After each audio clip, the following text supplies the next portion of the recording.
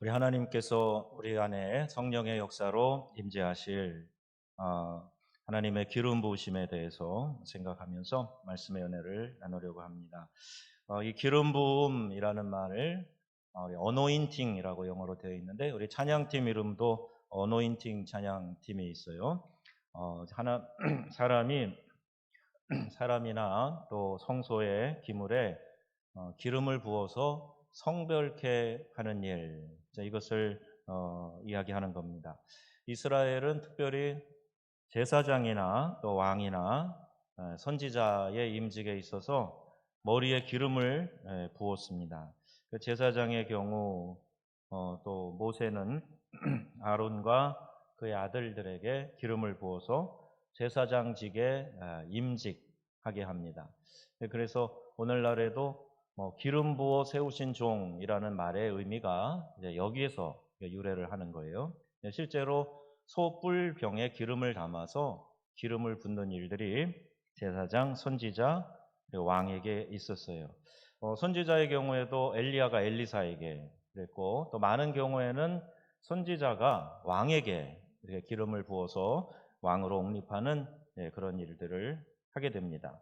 사무엘상 10장, 16장에 보면 사무엘이 사울과 또 그 다음 다윗 왕에게 기름을 붓는 것이 나옵니다.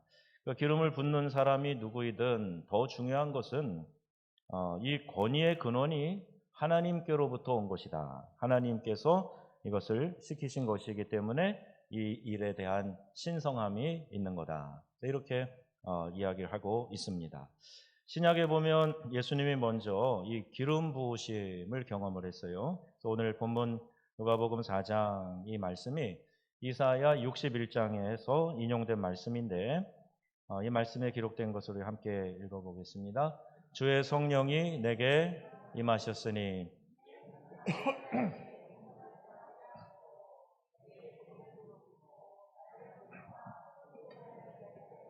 눈먼 자에게 다시 보게 함을 전파하며 눌린 자를 자유롭게 하고. 아멘. 이 말씀이에요.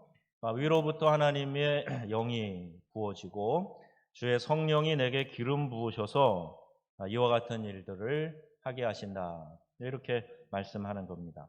메시아라고 우리가 이야기를 하죠. 메시아를 대망하며 메시아가 오실 것을 유대인들이 그렇게 기다렸는데 메시아라는 말, 그 이름의 뜻도 기름 부음 받은 자, 그런 의미를 가지고 있어요. 그래서 헬라어로 하면 그리스도라고 이렇게 이야기를 하는 겁니다. 사도행전 10장 38절 말씀에도 이 기름 부음에 대해서 기록되어져 있는데 함께 읽어보겠습니다. 하나님이 나사렛 예수에게 성령과 능력을 기름 붓듯 하심에 그가 두루 다니시며 선한 일을 행하시고 마귀에게 눌린 모든 사람을 고치셨으니 이는 하나님이 함께 하셨습니다. 아멘. 여기는 이제 기름 붓듯 하셨다. 성령을 그렇게 부어주셨다. 구약에는 실제로 뿔병에 기름을 담아서 기름을 머리에 부었다면 또 예수님에게 부어진 성령에 대해서 말씀하실 때는 성령의 능력을 기름 붓듯 하셨다. 이렇게 기록되어져 있습니다. 그러니까 기름 부음을 받는다 할 때 이 하나님의 기름 부으심의 뜻이 무엇인가? 이걸 우리가 좀 생각을 해보아야 돼요. 실제로 어떤 집사님이 그런 질문하는 거 제가 들었어요. 기름을 부어요? 무슨 기름을 부어요? 그런 이야기를 하더라고요. 그런 표현이 맞는 거냐, 옳은 거냐, 그런 질문하는 걸 제가 직접 들었어요. 그러니까 이것이 실제로 기름을 부은 구약의 그런 전통이 있고 또 비유하여서 기름 붓듯 이렇게 성령의 능력을 부어주셨다 하는 이런 표현도 나와요. 그럼 사도행전 2장의 13절 가보면 성령의 새 술에 취했다 그런 말씀 있잖아요. 그러면 성령이 술입니까? 아니잖아요. 그런데 성령의 새 술에 취했다. 이것은 마치 술 취한 사람들이 뭔가 이렇게 황홀함을 느끼면서 평소와 다른 말과 행동, 또 이렇게 확 열린 마음으로 막 다가가고 다정하게 이야기하고 뭔가 다른 모습이잖아요. 그러니까 성령의 새 술에 취한 것으로 사람들이 그렇게 표현을 하곤 했던 거예요. 이거는 현상을 보면서 설명한 것이지요. 근데 같은 방법으로 기름 부음을 받는다라는 것의 의미를 우리가 좀 정확하게 이해를 해야 됩니다. 기도는 많이 하는데 기름 부음이 있는 예배, 찬양 드려야 된다, 그런 이야기를 하는데 정확하게 이해하지 못하면서 기름 부음에 대한 것을 사모하기가 어렵잖아요. 여러분, 이렇게 한번 쉽게 생각을 해보세요. 우리 몸에 우리 몸에 손이나 발 같은데 눈으로 잘 보이지는 않지만 이 피부에도 기름이 흘러나와요. 그러니까 피부가 기름이 나오지 않고 땀이 나지 않고 그러면 피부 건조증이 생기잖아요. 손이 짝짝 갈라지고 너무 아파요. 이거 고통스러운 건데, 이렇게 신앙 우리 피부도 이렇게 건조증에 빠지면 안 되는 것처럼 신앙도 마찬가지입니다. 신앙도 건조증이 생기면 신앙생활하기 참 힘들어요. 그러니까 형식적인 자리, 종교인 행세 하는 자리, 거기에 그냥 머물러 있게 되는 겁니다. 그러니까 몸을 생각하면서 우리 몸에도 기름이 필요한 것처럼 우리의 신앙생활을 하는 데에도 성령이 우리에게 은혜를 부어주셔서 성령의 기름 부음으로 말미암아 믿음 생활이 유연하게 될 수 있다. 이렇게 생각해 보시라는 거예요. 기계도 마찬가지입니다. 기계가 뻑뻑해요. 특별히 마찰열이 일어나는 데에는 이런 기름류가 발라져 있어요. 엔진에도 또 자동차 기어에도 쇠가 맞물려 돌아가는 곳, 거기 얼마나 큰 마찰열이 생기겠어요? 그러니까 부드럽게 돌아가라고 기름이 칠해져 있어요. 윤활유가 있단 말입니다. 안 그러면 삐걱삐걱 소리가 나요. 기름칠을 해야 됩니다. 우리가 공동체 안에서 영적인 삶을 살아가는데 너와 내가 다 빼쭉빼쭉한 사람들이 모여 있어요. 어느 한 사람은 그래도 조금 마모되고 좀 부드러운 면이 있는가 하면 어떤 사람은 정말 가시같이 찌르는 빼쭉빼쭉한 면들도 있거든요. 근데 그런 사람들이 다 함께 모여서 믿음 생활, 영적인 공동체 생활을 하려면 뭐가 필요합니까? 성령의 기름 부으심이 필요해요. 그래야 내가 은혜가 충만해서 그 빼쭉한 사람도 부딪히지 않고 받아줄 수 있고 함께 굴러가는 공동체를 만들어갈 수 있단 말입니다. 우리 영적인 삶에 내가 하나님의 기름 부으심으로 충만해 있는가, 이걸 늘 생각을 해보아야 돼요. 건조한 현실의 삶 속에 지치고 피곤하고 그래서 넘어지는 사람들이 많이 있거든요. 영적인 충전 없이 막 달려가다가 그냥 쓰러져 버리는 사람들이 있어요. 건강도 돌보지 않으면 정신없이 일하다가 퍽 쓰러지는 사람 있는 것처럼 영적인 삶도 마찬가지입니다. 빨간 신호등이 들어올 때가 있어요. 빨간불이 켜질 때가 있습니다. 그러면 멈추고 그 상황에서 내가 하나님의 은혜로 충만하게 하고 나의 모든 죄된 것들을 해결하고 주님과의 교제를 회복하고 해야 되는데, 인생의 빨간 경고등이 들어왔는데 멈추지 않고 달리다 추락하는 것처럼 우리 영적인 삶에도 빨간불이 켜졌는데 그 신호에 내가 멈추지 않고 계속 하던 일 있어서 달려가다가 결국 추락하는 일들이 생기게 된단 말이에요. 그러니까 영적인 면에서도 우리가 고갈돼 있으면요, 여러 사고들을 유발하게 됩니다. 차라리 멈추고 하나님의 은혜를 회복하는 것이 더 급선무라는 거죠. 시편 23편 5절에 이렇게 또 기름 부음에 대한 말씀이 나오는데 함께 읽습니다. 주께서 내 원수의 목전에서 내게 상을 차려 주시고 기름을 내 머리에 부으셨으니 내 잔이 넘치나이다. 아멘. 여기서는 기름, 충청도에서는 지름, 그거를 부어주셔서 내 잔이 넘쳐난다. 그러니까 하나님이 은혜를 부어주시기 때문에 내 삶에 궁핍함이 없이, 갈급함이 없이, 건조함이 없이 하나님 주시는 은혜와 평강이 넘쳐난다. 시편 기자 다윗은 이 고백을 하고 있는 거예요. 근데 이게 어디에서? 원수의 목전에서 내게 은혜를 베풀어 주신다. 위급한 상황에서도, 여러 가지 어렵고 곤궁한 상황에서도 하나님의 은혜를 부어주시면 이것이 내 삶에 넘치는 은혜가 된다, 이렇게 고백하고 있는 거죠. 성경에는 이 기름 부으심이 축복으로 또는 능력으로, 하나님의 임재와 역사로 또는 사역으로 이렇게 표현되어져 있어요. 그러니까 기름 부으심이란 이야기를 할 때 다양한 용도로 사용하기 때문에 우리가 그만큼 많이 사용하고 있는 겁니다. 축복이요, 능력이요, 하나님의 임재요, 또 사역의 현장, 사역의 역사, 이걸 다 기름 부으심이라고 표현을 하는 거예요. 찬양 사역자들도 기름 부으심이 넘쳐나는 사역자가 있다, 그런 이야기 하잖아요. 그가 찬양 인도하고 서 있으면 왠지 모르게 하나님의 임재가 막 느껴지는 거예요. 같이 찬양하면서 회중이 그 은혜의 그 도가니로 같이 들어가게 되는 거예요. 이게 기름 부으심이 있는 찬양이거든요. 그걸 우리가 다 사모해야 되겠지요. 기름 부으심이 있을 때 여러분 묶인 것이 풀어지는 역사가 있을 줄로 믿습니다. 기름 부으심이 있으면 상처가 치료되는 거예요. 기름 부으심이 있으면 슬픔이 사라지게 됩니다. 감격적인 은혜 경험하게 되는 거예요. 그러니까 기름 부으심이 넘쳐나면 슬퍼하는 자에게는 화관을 주시고 슬픔을 대신하여 찬송의 옷으로 바꾸어 주시는 그런 역사가 일어나게 되는 줄로 믿습니다. 그러니까 예배 찬양에 우리가 기도할 때 이 하나님의 기름 부으심이 넘쳐나도록 이걸 늘 사모하고 간구해야 되는 거지요. 오늘 우리의 예배에 이 기름 부으심이 있기를 축복합니다. 원수 마귀가 이걸 너무너무 싫어하니까 어떻게 해서든지 기름 부으심을 빼앗으려고 하는 거예요. 이루지 못하게 하는 거예요. 추구하지 못하게 하는 거예요. 우리는 의도적으로 생각을 해야 돼요. 내가 찬양을 할 때, 말씀을 전하고 말씀을 들을 때, 기도할 때 성령의 임재로 하나님의 기름 부으심이 있게 하여 주옵소서, 넘쳐나게 하여 주옵소서. 이걸 간구해야 돼요. 대표 기도를 할 때나 개인 기도를 할 때나 찬양을 인도할 때나 회중에서 찬양을 할 때나 마찬가지. 이런 기름 부으심을 사모하면서 기도해야 된다. 이 하용조 목사님 책에 이제 예배 때 1시간 전부터 이 단상에 올라와서 기도하는 중보기도팀을 세우셨다는 거예요. 그러고 나니까 예배가 확 달라졌대요. 중보기도팀이 만들어져 가지고 예배 전에 여기 올라와서 먼저 기도하는 거예요. 이 예배가 은혜가 넘치는 예배 되게 하여 주옵소서. 오늘 목사님 설교하는데 생명의 말씀이 잘 전달되게 하여 주옵소서. 성도들이 마음의 문을 활짝 열고 그 말씀으로 회복되고 살아나는 역사 있게 하여 주옵소서. 여기서 계속 기도하는 거예요. 그러니까 예배가 확 달라지고 넘치는 은혜의 예배 드리게 되었다. 그 기록이 있어요. 찬양에 여러분 우리가 특별히 이 기름 부으심을 자주 경험합니다. 찬양대가 찬양을 할 때 미리 기도로 잘 준비하고 하나님께 영광 돌리는 데 초점이 딱 맞춰져 있으면 앞에서 찬양을 하면서 너무 감격스러운 거예요. 저도 종종 목격을 하는데 찬양 부르다가 막 눈물이 흐르는 사람들이 있어요. 막 감격스러우니까 그게 얼굴 표정에 다 담겨서 나오는 사람들이 있어요. 이 앞에 찬양 인도하는 분들도 그런 모습들을 제가 종종 보게 됩니다.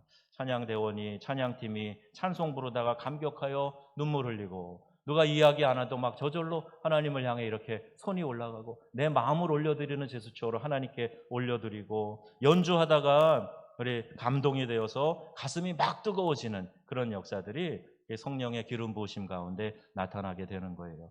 그럼 그렇게 하나님께 영광을 돌리는 기름 부으심이 우리의 예배와 찬양에 있어지기를 주님의 이름으로 축복합니다. 기름 부으심이 넘치는 감격이 있는 그런 예배 드려야 되는데 그런 기름 부으심이 없는 예배, 건조한 예배, 퍽퍽한 예배 그렇게 드리면 안 되죠. 그러면 몇 번을 나와 앉아 있어도 아무 소용이 없어요. 한순간에라도 한 번 예배 드릴 때라도 하나님의 이 기름 부으심이 넘쳐나도록 내가 성령의 임재를 강하게 느끼고 하나님을 볼 수는 없어도 하나님이 보여주시는 그 신비한 느낌들이 있거든요. 그 느낌들을 내가 예배를 통해서 가득 채우고 나가게 될 때 그때 이제 내 영이 강해지는 거예요. 세상에 나가 여러 시험과 유혹이 원수의 도전이 찾아와도 넘어지지 않고 넉넉하게 뚫고 나가고 승리하게 되는 겁니다. 여러분 모일 때마다 항상 이 성령의 기름 부으심을 사모하시는 성도님들 다 되시기를 바랍니다. 기름 부으심이 누구에게 임하는가? 이사야 6장 1절 말씀인데요. 주 여호와의 영이 내게 내리셨으니 이는 여호와께서 내게 기름을 부으사, 이 말씀이 있어요. 기름 부으심은 누구로부터 오는가 하는 게 중요해요. 기름 부으심은 목회자를 통해서 오는 게 아니에요. 기름 부으심은 하나님을 통해서 오는 거예요. 하나님이 직접 기름 부어 주시는 거거든요. 그러니까 우리가 정성을 다해 준비하고 최선을 다해 예배드리고 찬양 인도하고 말씀 전하고 그러지만 주는 주체는 하나님이시란 말이에요. 어느 기도원에서 마치 성령 받아라 하면서 막 성령을 던지듯이 그러면서 나중에 이게 심해지니까 손톱에다 매니큐어 칠해가지고 빨간 매니큐어 칠해갖고 불빛에 던지는 제스처를 하는 거, 이거 아주 잘못된 오해를 불러일으키는 거예요. 성령은 그렇게 해서 받는 게 아니거든요. 인격적이신 하나님이 준비된 심령에게 은혜 받을 자에게 임하시는 줄로 믿습니다. 그러니 우리가 기름 부으심도 그런 마음으로 구하고 그렇게 기름 부으심이 있기를 사모하고 간구할 때 은사도 사모해야 주시는 거고 하나님이 부어주시는 이런 성령의 은혜도 사모해야 주시는 거예요. 성결의 체험도 사모해야 믿음 안에서 하나님이 허락해 주시는 거예요. 그런 기대함이 없이 그냥 시간을 내가 또는 다른 사람 앞에서 보이기를 위해서 예배드리는 거 아니란 말이죠. 하나님이 정한 사람에게 하나님께서 부어주시는 것이 기름 부으심이다. 이렇게 말할 수 있어요. 그럼 어떤 사람이 기름 부으심을 경험했는가? 그건 우리가 찾아볼 수 있겠죠? 성경에 어떤 사람이 하나님의 기름 부으심을 경험했는가? 다윗의 예를 한번 들어보겠습니다. 다윗의 생애에 하나님의 기름 부으심이 몇 번에 거쳐서 나타나요. 그 첫 번째 기름 부으심은 뭐였냐? 사무엘이 뿔에 기름을 담아 이새의 집에 가서 왕으로 세울 자를 찾았는데 제일 먼저 기름 부으려고 했던 사람은 맏형 엘리압이었어요. 용모가 크고 또 뛰어나고 한마디로 잘생기고 잘난 사람이었어요. 예, 그런데 그렇게 자신이 있고 힘이 있고 폼나는 사람이어서 누가 봐도 이 이세 아들들 중에서는 엘리압 장남이 기름 부음을 받는 게 마땅하다. 왜? 왕으로 세우는 기름 부음이었거든요. 그런데 하나님 뭐라 그러세요? 사무엘상 16장 7절 말씀입니다. 그의 용모와 키를 보지 말라. 내가 보는 것은 사람과 같지 아니하니 사람은 외모를 보거니와 나 여호와는 중심을 보느니라 하시더라. 아멘. 엘리압이 잘나서 사람들 앞에서 보여질 때는 야 대단하다. 그렇게 사람들이 봤는지 몰라요. 그런데 그 중심은 하나님이 보실 때 합하지 않았어요. 그러니까 사람들은 외모를 보는지 몰라도 나 여호와는 중심을 보느니라. 그래서 큰 형이 탈락이 된 거예요. 하나님 보시기에는 흡족하지 않으셨던 거죠. 여러분 외적으로 내세울 것이 많은 사람들이 있을 거예요. 여러 가지 신앙의 이력을 내세우고 싶은 사람도 있을 것이고 가문을 자랑하고 싶은 사람도 있을 것이고 가진 것, 배운 것 자랑하고 싶은 사람도 있을 거예요. 근데 이런 것들은 주님이 찾으시는 기름 부음 받는 자의 자격과 그게 일치되는 것이 아니라는 이야기예요. 내가 이만큼 갖추었기 때문에 하나님이 나 같은 사람에게 기름 부으시겠지. 그렇지 않다는 말입니다. 하나님은 어디를 보신다고요?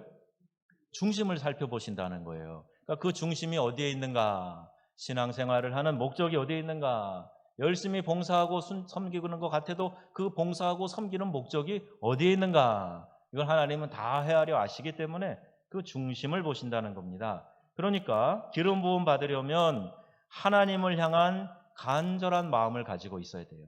이 중심이 하나님을 사랑하는 것에 딱 초점이 맞춰져 있어야 된단 말이에요.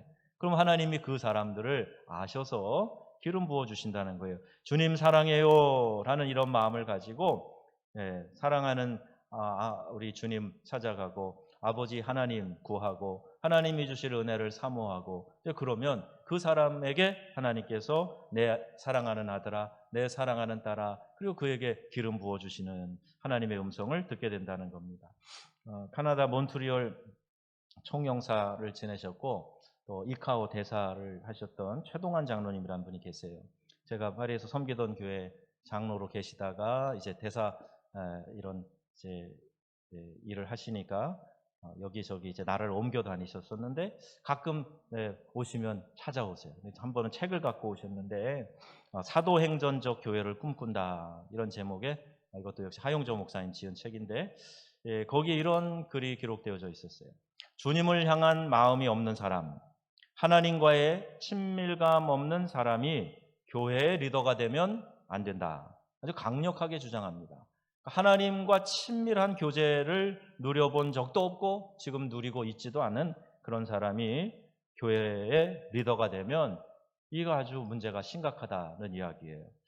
그들은 분명 하나님의 마음에 합당하지 않은 엄청난 계획을 세우고 그것을 이루려 할 것이기 때문이다. 이게 이유예요.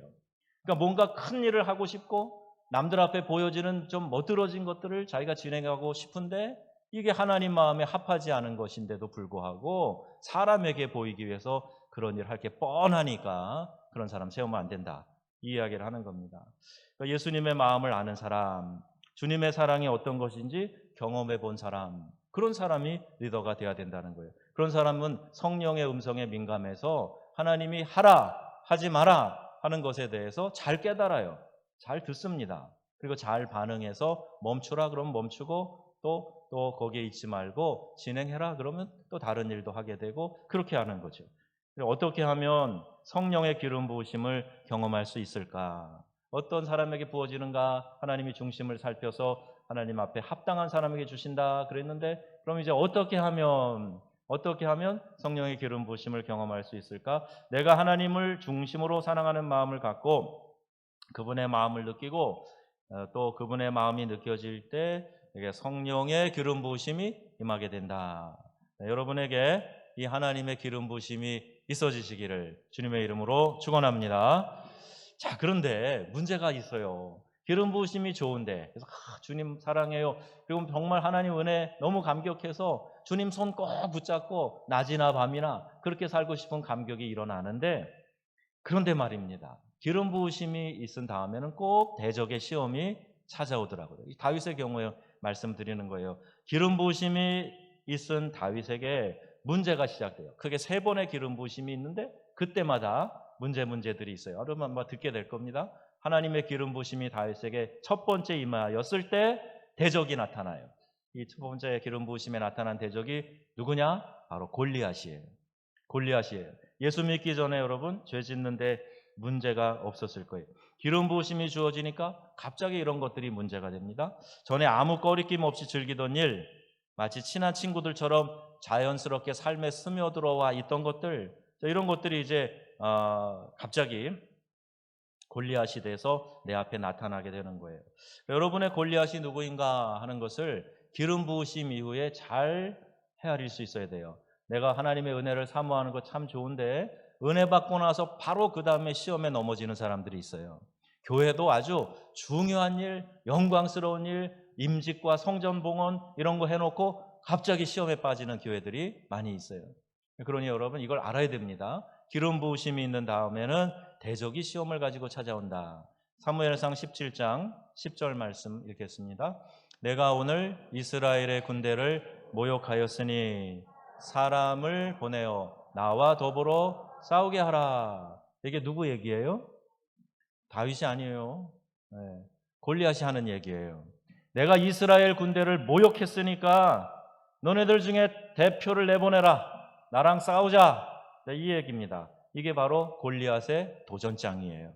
기름 부으심이 임했던 다윗, 이제 하나님의 영이 그 안에서 역사를 하시죠. 그리고 이 골리앗의 도전장을 그가 받게 됐을 때 자기는 엄밀히 말하면 해당 사항이 없어요. 군인으로 나갈 자격도 안 되는 나이 어린 소년이었으니까. 그럼에도 불구하고 하나님의 영에 감동이 되니까 이 이야기를 들을 때 마치 피가 거꾸로 도는 것 같은 그런 정의감이 이 안에서 일어나게 되는 거예요. 남들의 시선이 없을 때 내 앞에 나타나는 골리앗이 누구일까? 아직도 용서하지 못한 그 누군가인가? 내 영적인 삶에 싸울 골리앗이 누구일까? 이걸 우리가 생각을 해봐야 됩니다. 누가 바로 내 은혜를 빼앗아갈 그런 원수로 대적으로 내게 다가올까? 이걸 미리 짐작을 하고 대비를 하고 있어야 되는 거예요. 사람들은 기름 부으심을 원하는데 이 기름 부으심에 대한 결과, 이것을 감당할 만한 그런 생각은 잘 하지 않는 거예요. 이것이 기름 부음 후에 첫 단계인데 기름 부으심을 어떤 감정의 황홀함 정도로 이해하고 끝나기 때문에 그래요. 찬양할 때, 기도할 때 내 마음이 좀 감동을 했어요. 그럼 은혜 받았다. 그리고 그걸로 끝나는 거예요. 아니요, 그게 시작이에요. 이제 은혜 받았으니까 하나님이 어떤 방편이든지 우리를 사용하셔서 주의 도구로 주의 뜻을 이루소서 해야 되는데 감정으로만 생각하고 있다가 또 이제 기름 부으심 후에 나타나는 시험과 대적이 떡 버티고 있으면 그냥 그 앞에서 또 무너져 버리고 은혜 받은 거 다 쏟아버리고 이렇게 하는 거예요. 그러니까 성장이 안 일어납니다. 그럼 기름 부으심은 선한 일을 행하고 마귀에게 눌린 사람 고치는 것인데 어떻게 사단이 도전하지 않겠습니까? 그때 우리가 이 기름 부으심 받은 자답게 도전장을 받아들이고 아주 분연히 일어나야 돼요. 당연히 올 줄 알았다. 시험거리 찾아올 줄 알았다. 그러나 믿음으로 일어서서 담대하게 대적하고 물리쳐야 된단 말이에요. 자, 골리앗을 어떻게 물리치는가? 다윗은 기름 부음 받은 후에 어떻게 골리앗을 물리쳤는가? 자, 요게 이제 비결이 됩니다.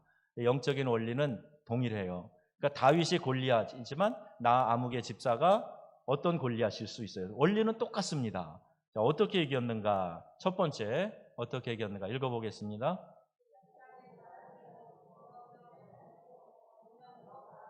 예, 아멘이세요? 예, 도전장을 받아들이는 거예요. 시험 올 줄 알았다. 받아들이는 거예요.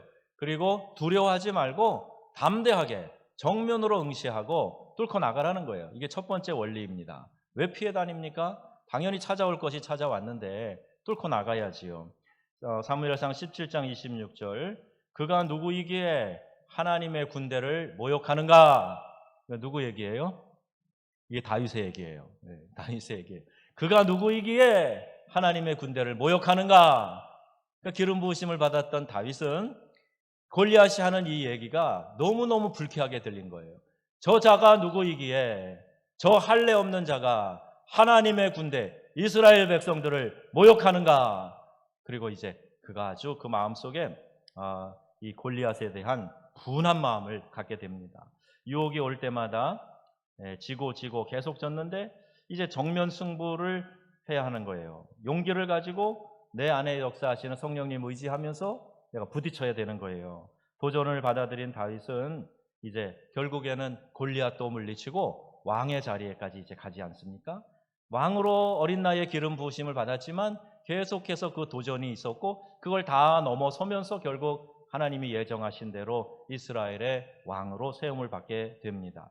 우리가 도전을 받아들이지 않고 피해 다니면 결국에는 이룰 수 없어요. 도착할 수가 없어요. 하나님이 주시려고 하는 그 축복의 가나안 목적지에 도달할 수가 없는 거예요. 그래서 여러분 골리앗을 물리친 다윗처럼 우리도 기름 부으심 후에 찾아오는 대적들을 물리칠 수 있도록 하나님 은혜 베풀어 주시고 넉넉하게 승리할 수 있도록 힘과 능력을 베풀어 주옵소서. 이걸 구해야 된단 말입니다. 자, 두 번째 어떻게 골리앗을 물리치고 기름 부으심을 받은 다윗이 승리를 했는가? 두 번째는 뭐죠?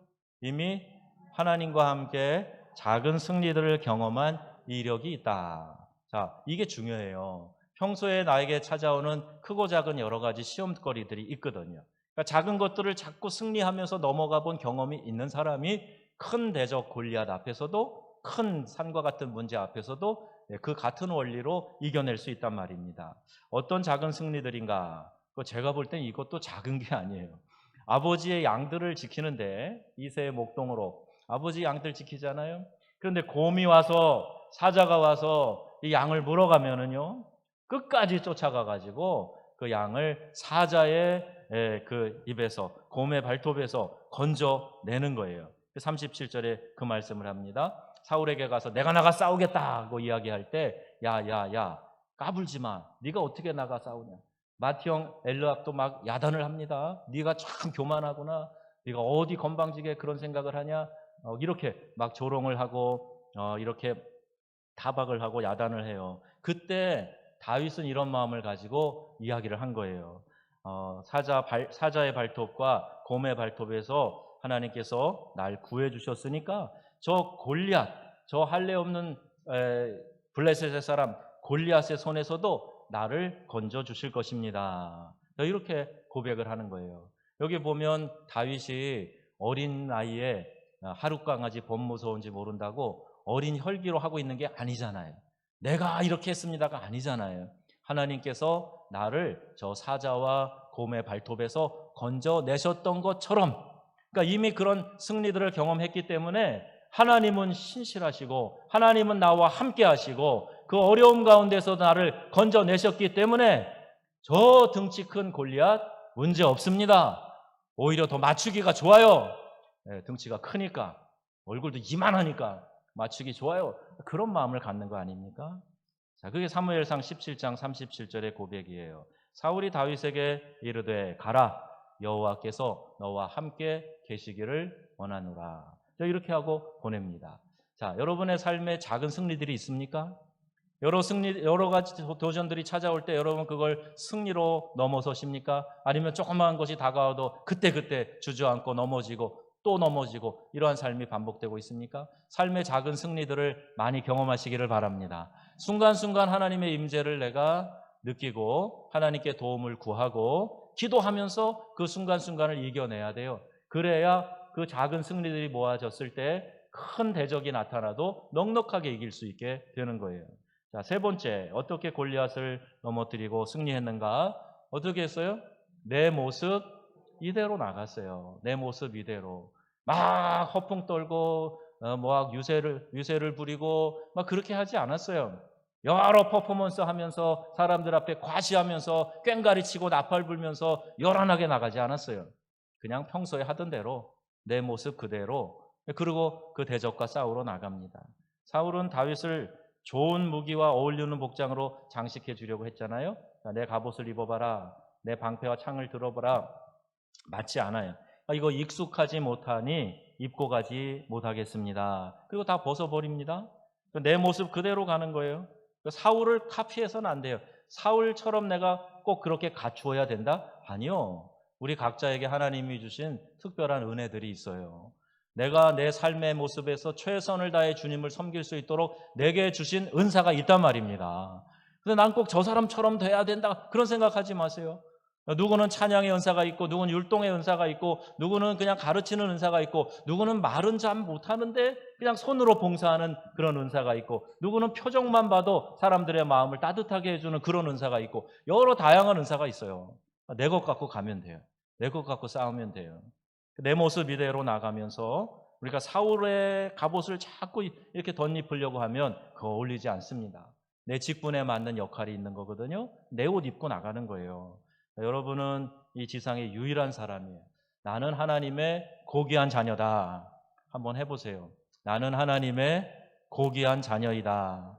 예, 사실이에요. 하나님이 나에게 특별하고 고귀하게 나만이 가지고 있는 것들 하나님이 주셔서 이 땅을 살게 하신단 말이에요. 근데 기름 부음을 경험하려면 이 모습 그대로 나가야 돼요. 솔직하게 나가야 돼요. 막 자꾸 포장하고 뭐 이렇게 위장까지 하지 말고 이렇게 하나님 앞에 다 벗어버리고 내 모습 이대로 나가야 돼요. 39절 갑옷을 다 벗어버렸다 하는 것은 우리 것이 아닌 것을 버리는 거예요. 내 모습 그대로 주님과 개인적인 깊은 교제로 들어가는 거죠. 방해가 되는 모든 것들을 던져버리는 겁니다. 자, 네 번째 어떻게 싸웠는가 한번 보세요. 다윗의 손에 뭐가 있었어요? 싸울 무기가 있었어요. 싸울 무기가. 이게 있어야 됩니다. 싸울 무기가 우리가 준비되어져 있어야 돼요. 사울의 갑옷은 버렸는데 다윗은 자기 나름대로 가지고 있었던 싸울 무기가 있었던 거예요. 그 첫 번째가 5개의 돌입니다. 시내가 물속에 있었어요. 물로 연마된 돌이에요. 이 돌이 무엇인가 생각해 봐요. 마음속에 계속 지나가게 해서 묵상한 말씀이 아닐까 그런 생각을 해요. 물속에서 계속 굴러가면서 연마된 맨들맨들한 이 돌, 말씀으로 계속 나를 연마해서 나를 빼쭉빼쭉한 거 다 잘라내고 다 이렇게 무디게 만들고 그렇게 말씀으로 묵상해서 연마된 내 마음, 이렇게 한번 비유를 해볼 수 있을 거예요. 거인을 물리칠 수 있는 돌은 내 마음속에 있다는 거죠. 또 내가 진짜로 믿고 있는 하나님의 말씀, 그게 무기가 된다는 거예요. 정말 내 안에 품고 내가 확실히 믿고 있는 말씀이 있다면 사단이 와서 시험할 때 사단아 물러가라. 그리고 기록되었으되 예수님처럼 주 너의 하나님을 시험치 말라 그랬어. 사람이 떡으로만 사는 게 아니라 하나님의 입으로 나오는 모든 말씀으로 산다고 그랬어.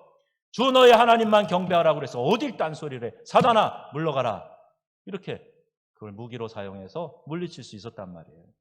여러분 안에 연마된 하나님 말씀이 있습니까? 말씀을 내가 묵상하고 그 말씀을 숙성시켜서 내 마음에 두고 언제든지 시험이 찾아올 때 그것을 여러분이 사용해서 넘어뜨릴 그 영적인 무기가 준비되어 있느냐 말이에요. 이게 준비되어 있었어요. 다윗은. 두 번째 뭐가 있냐?